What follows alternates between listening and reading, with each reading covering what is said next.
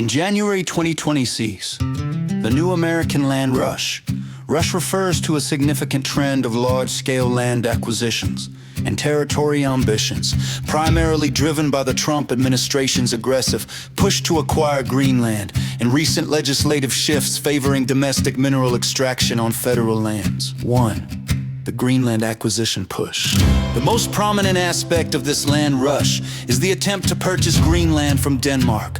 Strategic imperative, the administration frames this as a national security necessity to secure rare earth minerals critical for military technology, e.g. fighter jet, and to counter Russian and Chinese influence in the Arctic. The incentive plan. Reports indicate a controversial plan to offer $100,000 direct payments to each of Greenland's approximately 57,000 residents to encourage secession from Denmark in favor of a closer U.S. relationship. School of Impression.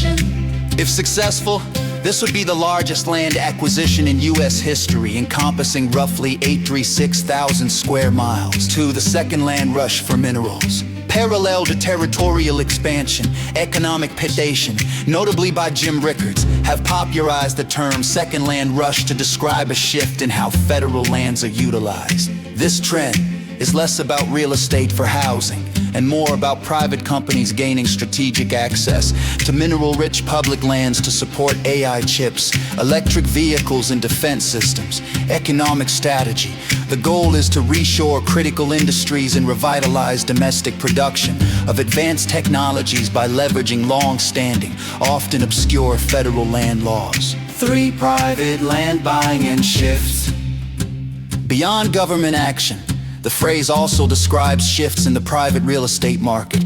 Climate and remote work migration. Investors are turning to raw, undeveloped land in regions perceived as climate resilient or lifestyle-driven Zoom towns. Extended direct buying. Private entities like Bubba Land Company have recently expanded operations to buy vacant land directly from owners across all 50 states to meet rising demand for off-market sales. In January 2026, the new American land rush also encompasses significant federal policy shifts and private market trends that are reshaping land ownership and use across the United States.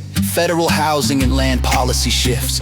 Ban on institutional buyers. President Trump recently announced plans to ban large institutional investors, Defined as those owning 100 or more properties. The administration argues this will reduce competition for first-time homebuyers, though experts debate whether these investors, who own less than 1% of the national housing stock, are the primary cause of high prices. Auctioning federal lands. A new legislative push led by Sen. Mike Lee directs the Bureau of Land Management and U.S. Forest Service to auction up to 3.3 million acres of federal land for housing and community development. While this represents a small fraction of total federal holdings, millions more acres are eligible for future nomination by local officials. To support the housing market. The president has ordered the purchase of $200 billion in mortgage-backed securities, investment and speculation trends, the second land rush for minerals. Financial analyst Jim Rickards has identified a surge in interest for mineral rights on public lands. This movement leverages a secret trust found in an 87-2 revision of Title 30 of the U.S. Code, which allows for the extraction of minerals like cobalt and antimony essential for AI and defense technology. Between 2026 and 2043, an estimated 2020, citing the historical 18-year real estate cycle that last peaked before the 2008 crisis. Private land ownership. Concentrated ownership. Land ownership in specific regions remains highly concentrated. For example, in Appalachia, 1% of owners control 44% of the land. Top private owners. Individual private landowners continue to expand their holdings. For instance, Stan Kroenke now controls 2.7 million acres, an area twice the size of Delaware. Hot markets for land. Investors seeking raw land for development or appreciation are currently targeting states such as Oregon, Arizona, Florida, and Texas.